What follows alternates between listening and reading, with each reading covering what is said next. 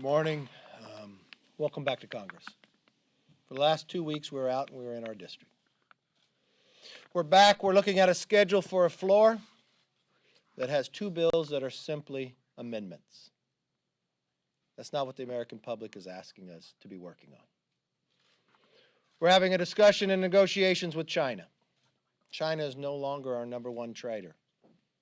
Mexico, in the last 2 months, became number one, and Canada became number two. We have a United States-Mexico-Canada agreement where Mexico has already ratified. Canada is just waiting for us to act. You got one person in power that controls it all, the Speaker, to call the bill up. The bill is called up, it will pass. It will make America stronger, but more importantly, it would make America stronger in their negotiations with China.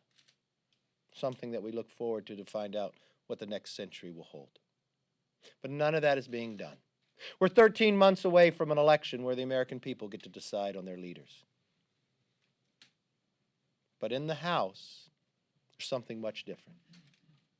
The House seems to be different than what the rest of America views when it comes to a legal system. Think about what impeachment actually means. Impeachment is the removal of somebody from office who was duly elected. Not something to be taken lightly, something that would change the fabric of America. More importantly, would also the aspects of the rest of the world watching. In America, you're innocent till you're proven guilty. But that's not the case when the Democrats look at the president. Congressman Max Rose, what did he say? The president says he's innocent, he has to prove it. When it comes to the president, the Democrats believe you're guilty until you prove you're innocent. In every process that we've ever taken when it came to impeachment, we've taken it with the respect and the seriousness of what it was supposed to be called upon when our founders wrote about in the Constitution.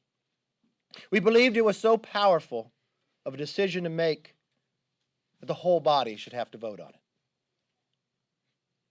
We believed it was so important that every American lends their voice for 2 years for a member of Congress to represent them, that they should have a say.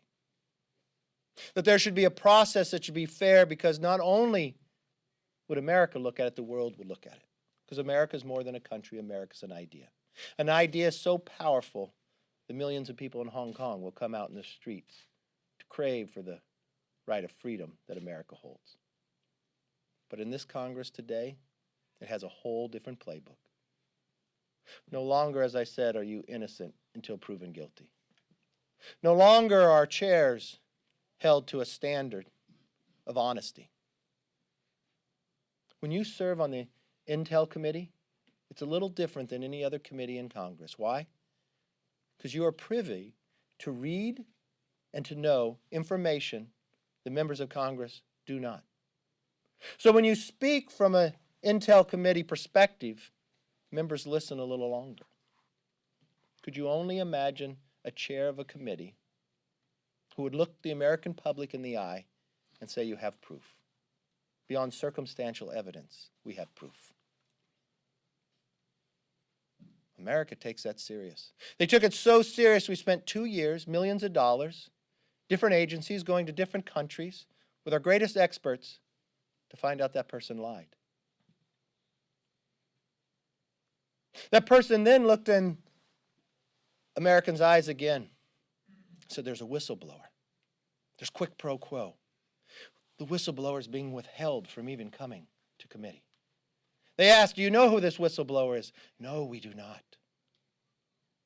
Now we find out from the American public that he lied one more time. Not only did he know who the whistleblower was, the staff met with him. The staff then sent him to the Inspector General. You know what the whistleblower did not say? That he had met with a congressional member staff. In the judicial system in America, that would make you a fact witness. Nowhere in American judicial system is a fact witness ever allowed to be the prosecutor, but only in this House they are. Could you imagine a chairman of the Intel Committee that has all this information, that told the American public and lied to them they did not know who the whistleblower was, who said there was quid pro quo, to a whistleblower who didn't have firsthand knowledge, and then read from that podium as the American people watched what he had hoped to be in the call. He was so convincing that the Speaker of the House on national television with George Stephanopoulos said it was true. If anyone else in America, let known have the responsibility of a member of Congress and then be a chairman of the Intel Committee, did something like that, no doubt you should be censured. This is not about partisanship. This is about the responsibility of the office for which you hold, or the responsibility that you're given for this committee. This committee is not selected by your conference.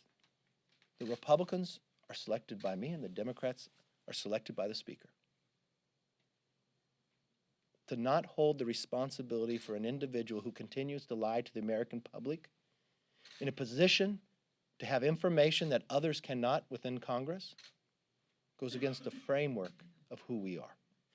We are better than this. And for those members who will not stand up for what is right, shame on you.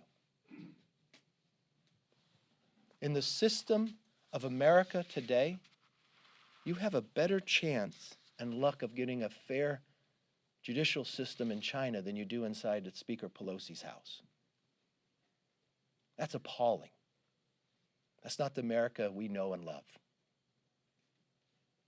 When impeachment came up with a Republican president and Richard Nixon, there was a Democrat speaker. They created a process that was fair so America would trust the outcome. When impeachment came up with a Democratic speaker and Mr. Clinton, there was a Republican speaker.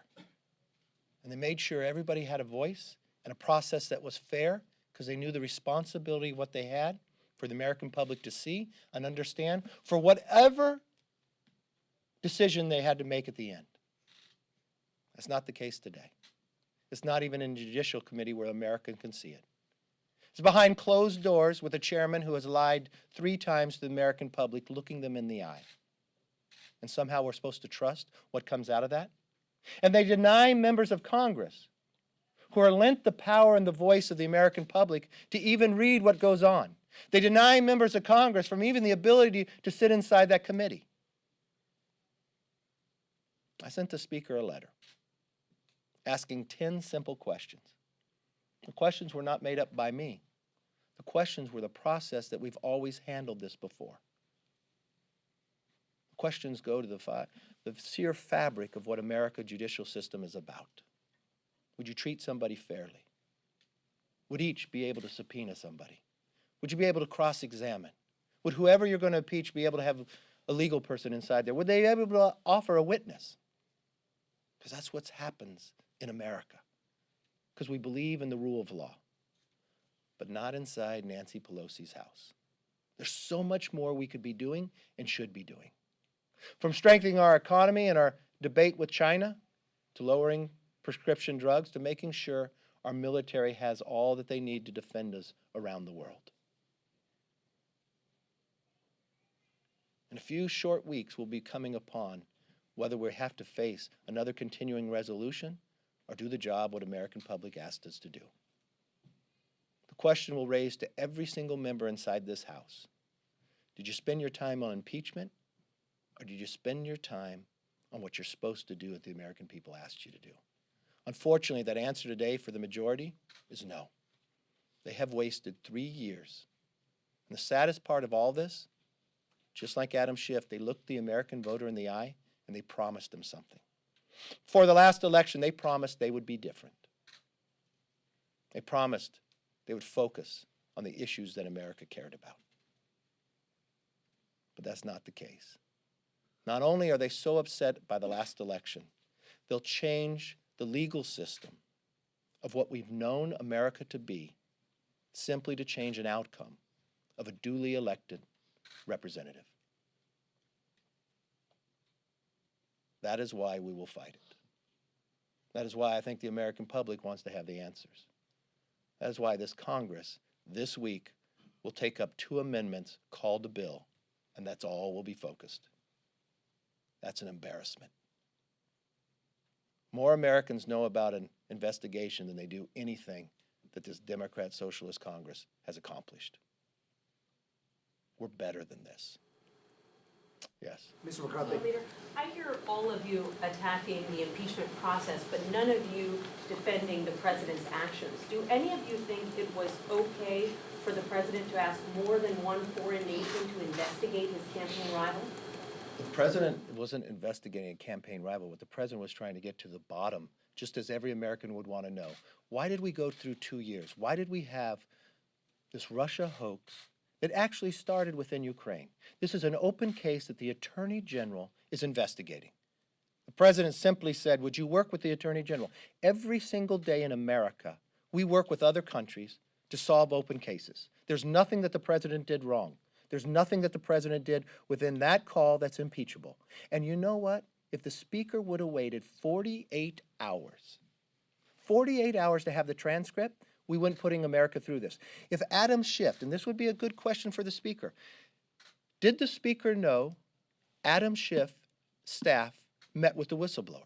Because the speaker made a decision to go into impeachment without even knowing what was on the phone call. Did Adam Schiff share that with anybody in the Democratic side? When and where did they know this? What did they know? What did they talk about? These are all questions that people should actually have an answer to. So no, the president didn't do anything wrong. And to preface this from the same point that Adam Schiff said before, that he had proof beyond circumstantial evidence, well, all of the FBI, all the millions of dollars, all the countries we had to go to, we found out that was a lie. Now, wouldn't you want to know as an American, why did we put ourselves through that? And that is exactly what the Attorney General is doing. Yes. Yes. Mr. McCarthy. Biden? Sir, two questions. First, you just mentioned that the Mueller investigation, the Russian investigation, began in Ukraine. There's elements of it. You're referring to, sir, the Black Ledger and Paul Manafort. Are you suggesting that Paul Manafort, who was tried and convicted in American court, was framed? You literally took that from that? You literally are asking this question from that? No, that is nothing what I said. And let's be honest in this approach.